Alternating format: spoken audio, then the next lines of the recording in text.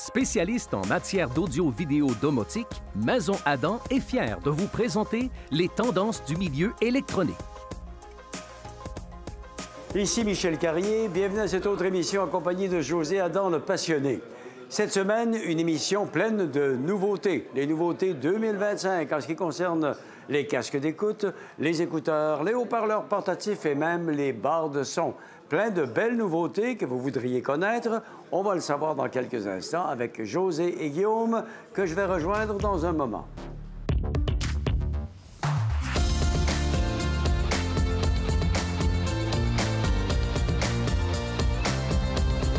Maison Adam.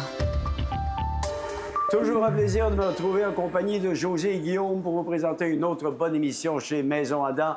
On a beaucoup de sujets cette semaine, on parle beaucoup de nouveautés. Les écouteurs sans fil à réduction de bruit. Également, on a des écouteurs pour les amateurs de sport. On a aussi au menu des haut-parleurs Bluetooth portatifs. Et la nouvelle gamme de barres de son Samsung 2025. Alors, on est aussi bien de commencer tout de suite. On a du pain sur la planche. On a travaillé fort pour préparer cette émission-là, Michel. Parce qu'effectivement, comme tu l'as souligné, on a reçu beaucoup de nouveautés dans ce qu'on appelle les portatifs, l'audio portatif. Tu sais. Et je prends juste un exemple au casque d'écoute à réduction de bruit, le Sony WHM1000, la 6e édition. C'est une nouveauté très attendue. Et du côté de Bowers & Wilkins aussi, le PX7S3, qui est un nouveau casque. Et on a aussi Focal avec le baptisme et la version MG, une version plus haut de gamme. OK, mais il n'y a pas si longtemps, on avait parlé de Sonos et de Bose, qui avaient d'excellents produits. Maintenant, est-ce que Bowers & Wilkins et Sony les surpassent? Ah, ça, c'est la grande question, la Michel. grande question. Ah oui. Écoute, la compétition est féroce dans les casques d'écoute sans fil. Et c'est pour ça qu'on fait des tableaux. Les tableaux qu'on appelle les choix de José, qui ont été mis à jour puis qui permettent aux gens de finalement voir les différences en performance de chacun de ces casques-là. Donc, je recommande aux gens d'aller les consulter avant de passer en magasin ou avant de faire un achat en ligne. OK. Oui, puis évidemment, Michel, on a profité de l'arrivée du casque de Sony, puis de Bowers & Wilkins et de Focal pour mettre à jour nos tableaux des résultats avec les meilleurs choix de José. Et pour un petit rappel, lorsqu'on évalue un casque Bluetooth, on prend en compte différents critères. Les plus importants, c'est le confort, la qualité de fabrication, la qualité du système de réduction de bruit et évidemment la qualité sonore. OK. Est-ce que les casques d'écoute en ce qui concerne Bowers & Wilkins et aussi Sony, en fait, on les retrouve dans la même gamme de prix que ceux dont on a parlé tantôt? Là? Effectivement, Michel, on est à 599 pour ces deux casques-là et c'est dans les prix qu'on va retrouver Bose avec, dans la même catégorie, dans les modèles haut de gamme, Sonos et même Sennheiser. Je vais laisser notre ami Guillaume nous faire un résumé de ces deux casques-là qui sont très intéressants. Oui, il y a pas mal de choses, Michel. Si on regarde d'abord les technologies des casques et la performance du système de réduction de bruit, là, on est un avantage chez Sony. Il faut dire que l'application Sony Sound Connect offre davantage de fonctionnalités que celle de Bowers & Wilkins. On a différents modes d'écoute. Par exemple, si notre casque est connecté à une console de jeu, est-ce qu'il est connecté à un téléviseur ou est-ce qu'on écoute de la musique? Il y a différents modes de son pour ça. Il y a, il y a un système de calibration qui permet d'ajuster le son en fonction de notre oreille. Il y a des commandes tactiles sur le casque qui permettent d'annuler la réduction de bruit. C'est des choses qu'on ne retrouvera pas dans l'application de Bowers & Wilkins, malgré qu'elle est quand même intéressante, celle de BW, parce qu'on va retrouver le nécessaire, comme différents réglages de réduction de bruit, un portage de casque qui permet de mettre le casque en pause directement lorsqu'on l'enlève. Et il y a deux modes de son, un qui est appelé True Sound pour avoir la qualité sonore la plus fidèle à la source, et un autre qui est adaptatif, là, avec un égalisateur 5 bandes, on peut personnaliser le son. La réduction de bruit, celle du PX7S3 est dans la bonne moyenne, alors que celle du XM6, c'est vraiment présentement peut-être la référence. Sony ont intégré 12 micros dans le XM6 avec un processeur qui permet d'ajuster en temps réel les bruits environnants. Ça fonctionne vraiment très, très bien. Pour ce qui est de la qualité de fabrication et du confort, bon là, c'est partagé. C'est-à-dire que chez Sony, l'avantage, c'est que le casque peut être replié. Donc, lorsqu'on le met dans un bagage, bien, il va prendre moins d'espace. Par contre, la qualité des matériaux sur le PX7S3 est largement en faveur du BW. Le casque est beaucoup mieux fini. Pour ce qui est du confort, c'est deux choses très opposées. Pour donner une image avec le Sony, c'est un peu comme être dans un jogging. Le casque est très ample, on ne le sent pas, il est très léger. Alors qu'avec le PX7 de BW, on est comme dans un legging. On est sur de quoi de beaucoup plus ajusté, toujours très léger. Là, c'est une question de préférence. Je vous dirais que c'est moitié-moitié lorsqu'on fait l'exercice avec les clients. Et enfin, la qualité du son, encore une fois, c'est très différent. Avec le Sony, on retient surtout la spatialisation du son. C'est un casque qui va chercher beaucoup de détails pour cette gamme de prix-là. C'est un son aussi qui est très neutre. Alors qu'avec le BW, on est sur un son qui est beaucoup plus chaleureux. C'est-à-dire que le son a davantage de profondeur. On sent que les notes sont plus appuyées. Donc, on est sur quelque chose de plus enveloppant. Et comme tu peux le voir, Michel, il y a quand même des bonnes différences au niveau de la qualité sonore. C'est pour ça que je recommande de venir en magasin. On est bien installé pour faire l'écoute de chacun de ces casques-là. Mais pour donner quand même une bonne idée, là, je dirais que pour vraiment l'audiophile, celui qui est amateur de musique, bien, il va préférer, il va aimer justement la douceur et la richesse du son du PX7S3 de Bowers. Et pour l'autre amateur qui, lui, justement, c'est important, la réduction de bruit, il va avoir ce qui est le plus efficace dans le marché, mais tout en ayant, si tu veux, une polyvalence aussi, comme on a pu voir avec le Sony. Le WH-1000 sera son préféré. Absolument. Et pour ce qui est de nous maintenant, dans notre tableau, ben écoute, on a un penchant pour la qualité sonore, fait que c'est le PX7S3 qui se trouve être notre gagnant. Excellent, ben, bravo.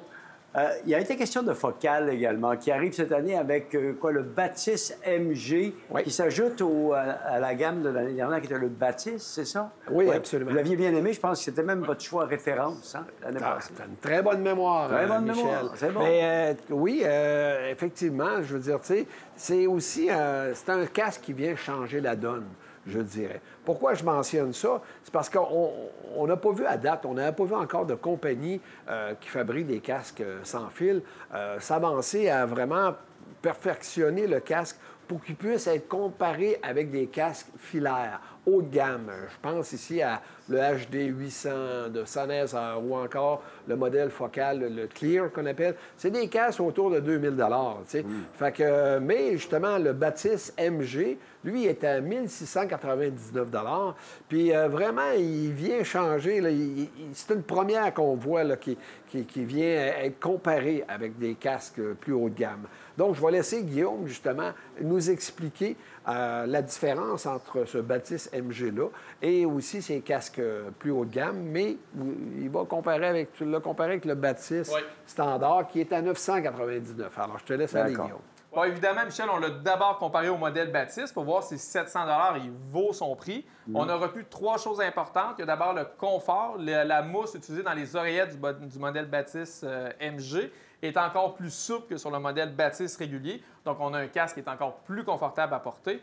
Il y a une amélioration au niveau aussi du contrôle du volume. Sur le Batis MG, le contrôle du volume est plus précis. Donc, on peut plus facilement aller chercher un niveau d'écoute qui nous convient à notre oreille. Et évidemment, le plus important, c'est la qualité sonore. Le Batis MG utilise des haut-parleurs en pur magnésium, alors que le Batis régulier, c'est un mélange de magnésium et d'aluminium, probablement pour économie de prix. Donc, ce qu'on entend à l'écoute, c'est surtout dans les moyennes et hautes fréquences.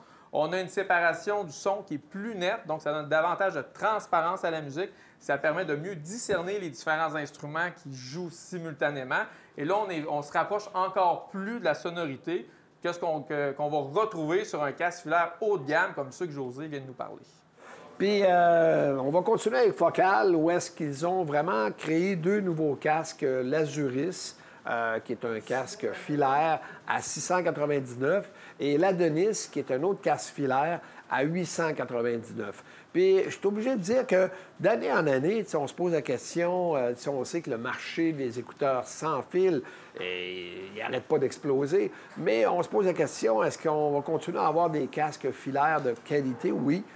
Ça continue parce qu'il y a encore des audiophiles qui, eux, ne veulent pas payer justement pour des technologies et des choses qu'ils n'auront pas besoin. Ils veulent avoir la meilleure qualité sonore, n'est-ce pas, Guillaume? Oui, absolument. D'ailleurs, l'Azuris, c'est vraiment un bel exemple de ça. C'est le nouveau casque filaire de Focal qui est le plus abordable. C'est un casque qui s'adresse à la même clientèle que ceux qui veulent un casque Bluetooth, c'est-à-dire une clientèle qui est plus nomade, mais qui ne veulent pas payer pour des technologies. Donc, ce qui est intéressant avec l'Azuris, c'est que c'est un casque qui est très léger, qui est plus compact aussi que les casques filaires habituels, qui a une fiche 3,5 mm, donc qui est fait pour être adapté à des appareils comme un téléphone, une tablette ou un ordinateur, et qui va offrir évidemment pour ce prix-là une meilleure qualité de son que les casques Bluetooth aux alentours de 600 $. Donc, l'autre nouveauté chez Focal, c'est le casque Adenis, qui est vraiment ici un casque qui s'adresse aux audiophiles qui veulent un bon casque pour la maison. On a comparé sa qualité sonore au modèle HD 660 de Sennheiser, qui est chez nous notre casque le plus populaire en bas de 1000 $ pour ce qui est de la qualité sonore. Et l'HD 660 va proposer un son qui est très précis, extrêmement bien équilibré, alors que l'Adenis, on est sur un son qui est un petit peu plus chaleureux, légèrement plus accentué au niveau des basses fréquences, mais pas au point de colorer complètement la musique. Mais le bénéfice pour le Focal, c'est l'efficacité du casque. C'est un casque qui fonctionne à 26 ohms plutôt que 150 pour le HD 660. Donc, en matière d'amplification, il est beaucoup moins exigeant. Voici donc beaucoup d'informations très pertinentes sur ces produits qu'on pourrait se procurer ici chez Maison Adam. Mais ce n'est pas tout. On va s'arrêter un instant, puis après la pause, on revient avec autre chose. On va parler des écouteurs, des casques d'écoute pour les amateurs de sport, également des haut-parleurs Bluetooth qui sont portatifs. On revient tout de suite après la pause. Maison Adam.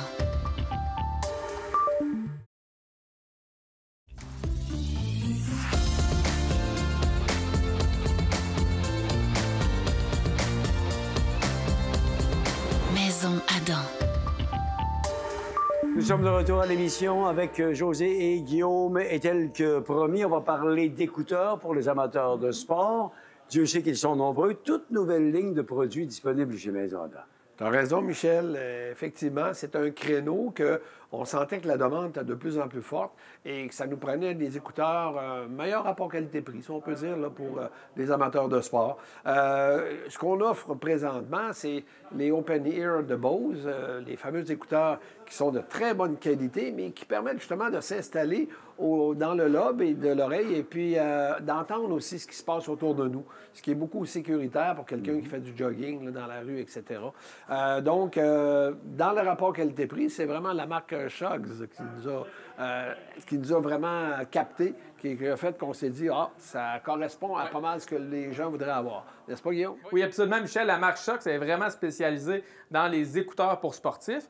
Et le modèle qu'on a choisi, c'est le modèle Open Run Pro 2 qui est disponible à 250 $, donc beaucoup moins cher que la version de Bose à oreille libre et aussi disponible en deux grandeurs. Ce qui est particulier avec l'Open Run Pro 2, c'est que le son se diffuse de deux manières différentes. Les aigus, les médiums, ça se diffuse par conduction osseuse parce que le petit haut-parleur est vraiment déposé sur la tempe. Et les basses fréquences sont diffusées par voie aérienne, comme les écouteurs à oreille libre de Bose. Si on compare les deux pour la qualité sonore, le Bose reste supérieur par rapport au Open Run 2. On a moins l'impression qu'il y a un petit voile entre l'oreille et la musique. Mais la qualité sonore, ce n'est pas la priorité numéro 1 quand on magasine un écouteur pour le sport. Trois autres avantages pour l'Open Run Pro 2, c'est l'autonomie de la batterie. C'est 12 heures plutôt que 7 heures. C'est une meilleure protection contre la poussière, le pollen, ces choses-là. Et le confort. L'écouteur à oreille libre de Bose, c'est confortable. Mais lorsqu'on le fait utiliser à la clientèle, bien, la majorité vont préférer le système d'arceau avec l'Open Run Pro 2. C'est un arceau en silicone qui est vraiment conçu pour serrer le moins possible la tête, mais conserver un très bon support.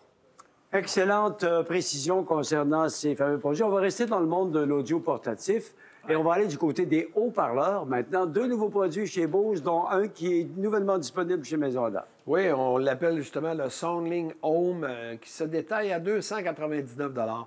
Puis, si tu me le permets, Michel, je vais revenir un petit peu en arrière. On va reculer jusqu'en 2013. Ah, on était jeunes. Ça va nous rajeunir un peu, hein, puis on va l'apprécier. Mais c'est surtout que cette année-là, parce que je reviens dans l'histoire que Bose a avec des haut-parleurs Bluetooth, c'est que cette année-là, ils ont sorti ce qu'on appelait le SoundLink Mini, OK, qui est un petit haut-parleur. Écoute, c'était pas beaucoup plus gros qu'une livre de beurre. Mais c'était impressionnant d'entendre la qualité sonore qui sortait, même des basses qui étaient fermes, pas trop exagérées comme d'autres haut-parleurs Bluetooth qu'il y avait dans le temps. Mais c'était vraiment impressionnant. Et le boîtier aussi était en aluminium, chose qu'on n'avait pas vue encore. Puis ça donnait une rigidité. Donc, c'était vraiment un haut-parleur qui pouvait en absorber des coups. Puis on pouvait le garder longtemps. Donc, c'est tous si tu veux, ces avantages-là qui ont fait son succès. Et le SoundLink Home, me rappelle exactement la même situation. Bonne N'est-ce nouvelle. pas, Guillaume? Oui, puis c'est ça qui est intéressant parce qu'on voit vraiment que Bose, c'est un retour aux sources. Il faut dire que depuis quelques années, les haut-parleurs Bluetooth de Bose, c'est vraiment des haut-parleurs qui sont conçus pour l'extérieur, là, c'est-à-dire la plage, la piscine. Haut-parleurs avec une coque en caoutchouc, très résistant à l'eau, à la poussière, même au choc. Alors qu'avec le SoundLink Home, ils reviennent vraiment à quelque chose qui est plus pour une utilisation intérieure, un design plus chic, plus intemporel, le retour de la coque en aluminium aussi qui est bien. La sonorité aussi est différente. Les haut-parleurs Bose, depuis quelques années, étaient vraiment accentués sur un son, sur le mid-bass, là, pour vraiment faire jouer de la musique de plage, alors qu'avec le SoundLink Home, Bose revient avec un son qui est plus équilibré, donc qui permet d'entendre davantage de définition là, dans les aigus, par exemple. Puis, on a aussi le SoundLink Plus, qui est un autre de la famille SoundLink qui s'est ajouté. Là, ici, on est avec un haut-parleur qui est à 349, puis il vient comme s'intégrer entre le SoundLink Flex et le Max de Bose. L'avantage qu'il a, c'est qu'il va offrir plus de basse et de présence que le Flex. Et il est quand même pas mal moins dispendieux que le Max, n'est-ce pas? Ah oui, absolument. Parce que il y avait un trou chez Bose là, dans les haut-parleurs Bluetooth. Le Flex, il se détaillait 169. Si on voulait plus de performance, il fallait absolument passer au Max à 550. On n'est pas du tout dans les mêmes budgets. Là, avec le Plus, évidemment, Bose vient proposer un produit intermédiaire. Puis en termes de design, de fonctionnalité, le nouveau SoundLink Plus est très similaire au SoundLink Max. La batterie, c'est 20 heures d'autonomie, résistant au choc, à l'eau, à la poussière. Le son, par contre, il est différent parce que le Plus n'a pas la même configuration que le Max. C'est-à-dire que dans le SoundLink Plus, on retrouve un haut-parleur pour les médiums basses puis un haut-parleur pour les aigus, alors que dans le Max, Bose avait installé 2 haut-parleurs pour les médiums, un petit haut-parleur pour les aigus, puis ils ont ajouté aussi 2 radiateurs passifs pour reproduire les basses, ce qu'on n'a pas sur le nouveau modèle Plus. Puis moi, j'enchaînerai en disant aussi que même si le caractère du son se ressemble, il reste que le Max va apporter justement une image stéréophonique, comme il l'a décrit avec son architecture, là, Guillaume. Il va apporter une image stéréophonique qui va emmener plus de nuances, si tu veux, là. Puis qui va apporter aussi, on va avoir un son qui va être beaucoup plus ouvert. Fait que c'est tous des avantages. Puis moi, j'aime aussi le côté party de ce haut-parleur-là. Oui. Parce que oui, on est avec un groupe d'amis, on est dehors, on décide de mettre la musique forte. Le Max va vraiment en avoir plus. Ben, on va en avoir plus que le plus. Hein, oui. Mais c'est ça, le Max va vraiment produire des basses plus percutantes, un son, une expérience sonore qui va être beaucoup plus large, puis le party va pogner comme il faut. J'aime ça. T'en fais des parties, toi, je le sais, là. T'en fais. Ouais, un petit peu. Ce qui m'amène à parler, justement, puisqu'on parle de party, de quelque chose de nouveau. Je te laisse annoncer cette nouveauté-là, qui est quand même très, très originale, que j'aime beaucoup. Vas-y. Tu as raison, effectivement, que j'aime les parties. Puis ça nous prenait un nouveau produit pour mettre encore plus d'ambiance dans ces soirées-là. Donc, on s'est tourné sur une marque qui s'appelle la Icarao, OK? Qui a un modèle, le Break X2. On a trouvé ça exceptionnel, hein, Guillaume? Parce que, premièrement, ce qu'on avait essayé à date comme produit portatif karaoké, c'était quand même assez massif, c'était gros, c'était lourd. Là, on tombe avec quelque chose de compact, qui a une belle qualité de fabrication, mais qui nous donne aussi un son vraiment de bonne qualité, tu sais. Puis moi, je trouve que le prix est quand même raisonnable à 899. Oui. Je vais laisser Guillaume nous en dire plus. Oui, bien, le Brick X2 de Icarao, bien, c'est vraiment un haut-parleur Bluetooth, mais extra sauce, là. C'est-à-dire qu'on peut l'utiliser comme enceinte Bluetooth parce qu'on va retrouver à l'intérieur de ça 2 haut-parleurs de médium basse, 2 haut-parleurs d'aigus et une batterie qui donne 10 heures d'autonomie. Donc, on peut l'utiliser comme simple haut-parleur Bluetooth. Mais en plus, à l'intérieur, on retrouve 2 micros sans fil qui se rangent directement dans l'appareil et qui se rechargent. Sur le dessus, on a un écran couleur tactile qui va donner accès à YouTube, à des applications spécifiques pour le karaoké. En termes de puissance, ça a plus de dynamique. C'est pas de la haute fidélité, là, mais ça a plus de puissance et de dynamique que le SoundLink Max que José vient de parler. Et à l'arrière, il y a une foule d'entrées et sorties, dont un port HDMI qui permet de transmettre l'image à un téléviseur si on veut un grand écran. Puis on est plusieurs, par exemple, à faire un party. Eh bien, c'est exceptionnel. J'ai hâte d'aller chanter chez vous. Ça va voir, c'est surprenant. On va s'arrêter là-dessus. Ça va être étonnant d'avoir cet appareil-là pour le temps des fêtes puis durant l'été. On revient dans un moment. On parle de barre de son, Samsung, la série 2025, tout de suite après la pause. Maison Adam.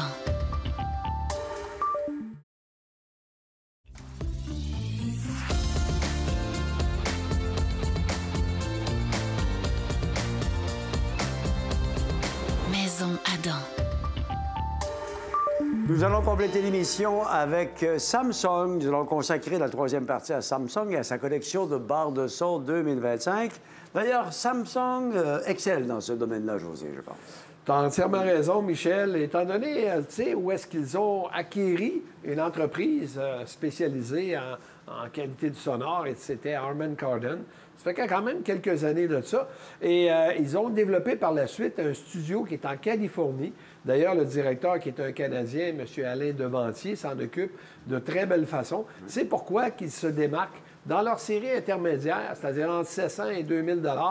Ils se démarquent comme les meilleurs rapports qualité-prix, la compagnie Samsung. Très bien. D'ailleurs, cette année, Samsung a reconduit certaines technologies qui ont très bien fonctionné dans le passé. Et on a aussi des belles nouveautés, n'est-ce pas, Guillaume? Oui, d'ailleurs, la nouveauté la plus importante cette année, c'est les nouveaux caissons de base de Samsung. Puis il y a peut-être un petit quelque chose de maison à dents derrière ça, parce que ça faisait plusieurs années qu'on mentionnait à Samsung que leur barre de son était très performante, très avancée technologiquement, mais que les caissons de base commençaient à prendre de l'âge. Cette année, c'est chose faite. Samsung arrive avec des nouveaux caissons de base qui sont 50 plus compacts que la génération précédente. Puis ce qui est intéressant, c'est qu'avec ces nouveaux caissons de base-là, Samsung n'ont pas cherché à offrir des bases plus puissantes, mais ils ont cherché à améliorer la qualité des bases, avec des bases qui sont plus rapides et qui sont plus précises. Donc, il y a deux modèles cette année dans les nouveaux caissons de base. Les deux sont en forme de cube. Le premier modèle, il y a un haut-parleur de 8 pouces actif. Puis de l'autre côté du caisson de base, on trouve un autre haut-parleur passif de 6,5 pouces. Et le modèle qui équipe les barres de son les plus haut de gamme, c'est-à-dire le modèle HWQ900 et 990F. Ça, c'est un caisson de basse avec deux haut-parleurs de 8 pouces actifs cette fois-ci pour donner encore plus de dynamique aux basses. Puis un dernier élément qui est important, c'est que ces nouveaux caissons de basse-là sont gérés par une IA qui est installée dans les barres de son et qui va faire en sorte que le caisson de basse n'entrera jamais en distorsion, même dans des grosses scènes d'action très exigeantes. Maintenant, si on parle des technologies qui ont été reconduites, bien moi, je pense tout de suite à la Q Symphony. Cette technologie-là, elle apporte beaucoup parce qu'on commence par, finalement, la barre de son ajoute les haut-parleurs qui sont dans le téléviseur, elle lui envoie des ambiances, des effets, et finalement, on se ramasse qu'on a un meilleur dialogue et on se trouve avoir mieux aussi dans les effets à Dolby Atmos. Fait que c'est tous des avantages qu'on va retrouver avec le Q Symphony. Et l'autre aspect, c'est on va travailler aussi en Wi-Fi. Ça, c'est une chose très importante parce que la connexion qu'on vient faire là, elle permet d'éviter la compression qu'on a du son quand on travaille avec un téléphone puis qu'on envoie notre musique dans une barre de son. Ici, en se connectant dans le Wi-Fi, comme on a depuis plusieurs années qu'on avait avec des compagnies spécialisées en audio comme Sonos et naturellement Bose, bien, Samsung a adhéré dans cette technologie-là dans les dernières années, puis ils le maintiennent encore cette année. OK, donc des technologies pertinentes qui visent à améliorer et la qualité sonore et la facilité d'utilisation.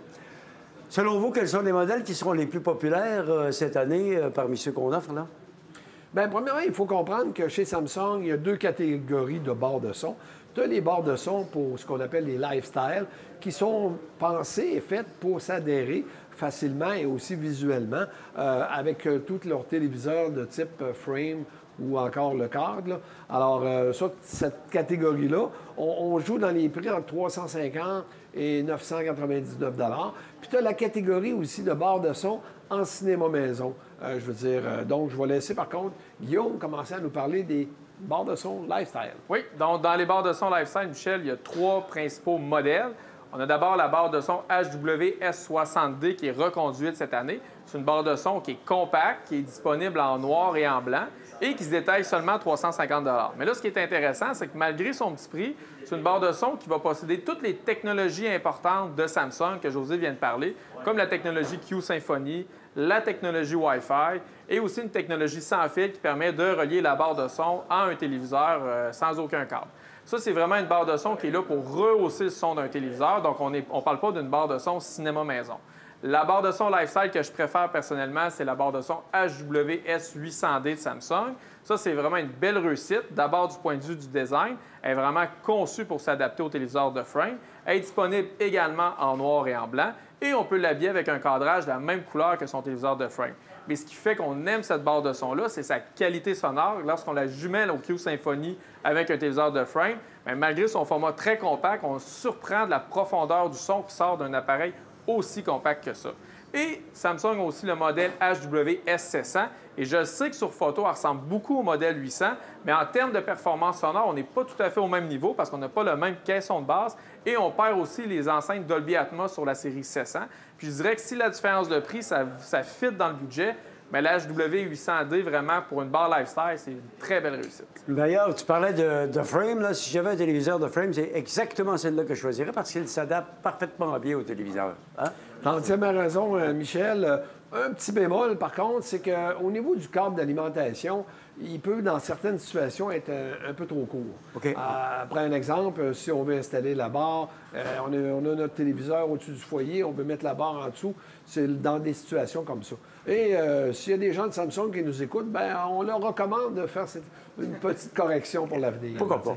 Maintenant, on va parler des fameuses barres de son en cinéma maison. Donc, ici, Samsung ont 4 modèles. Et je vais laisser Guillaume nous en présenter les 2 modèles les plus abordables. Absolument. On a d'abord la HWQS700F, qui est une nouvelle barre de son chez Samsung. Et ce qu'elle a de particulier, cette barre de son-là, c'est qu'elle a une espèce de gyroscope à l'intérieur qui permet de l'installer autant à plat sur un meuble qu'au mur. Donc, si on veut vraiment une belle installation élégante, c'est une bonne solution. Et en termes de canaux, c'est une barre de son cinéma 3.1.2 canaux. L'autre modèle, c'est le modèle HWQ800F qui se détaille 1100 $. Puis là, c'est vraiment à partir de ce modèle-là qu'on parle de performance en cinéma maison chez Samsung. C'est une barre de son 5.1.2 canaux et c'est une barre de son qui a de la définition, qui a une image sonore qui est très, très large pour une barre de son et aussi qui a suffisamment de puissance et de profondeur pour vraiment bien reproduire la majorité des scènes d'action. Pour les 2 autres barres de son, bien, on est dans les modèles plus haut de gamme. Donc, on se trouve à avoir le HWQ900F qui est à 15,99 et le modèle HWQ990 qui est à 2199. La grosse différence entre les deux, finalement, c'est qu'on a la même barre de son, même nombre de haut-parleurs, même ambiance.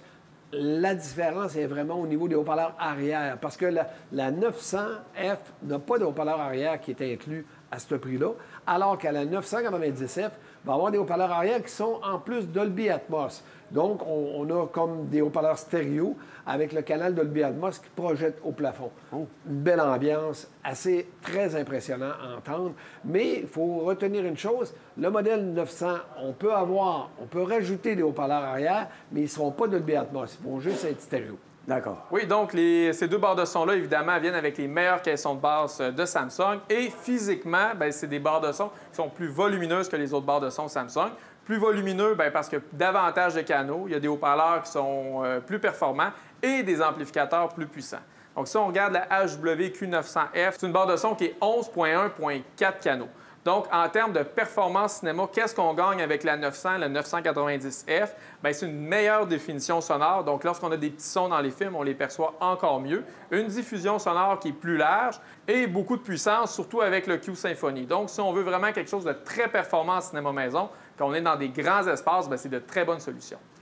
Mais messieurs, c'est vrai que vous avez travaillé fort. On le disait au début de l'émission, vous avez livré beaucoup d'informations sur ces nouveautés.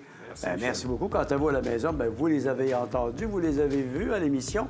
Mais vous pouvez aller plus loin dans la recherche en allant sur maisonadam.ca, c'est le site Internet.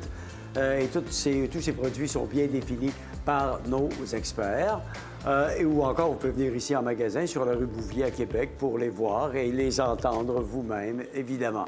Messieurs, merci beaucoup de nous avoir fait part de ces bonnes nouvelles. Plaisir, Michel. On va se retrouver bientôt? Oui, toujours. On aime ça. J'espère que oui. Puis vous aussi à la maison. À la prochaine, tout le monde. Les choix de José sont le fruit d'un travail d'équipe à sélectionner les meilleurs rapports qualité-prix de l'industrie. Visitez maisonadam.ca et faites votre propre choix.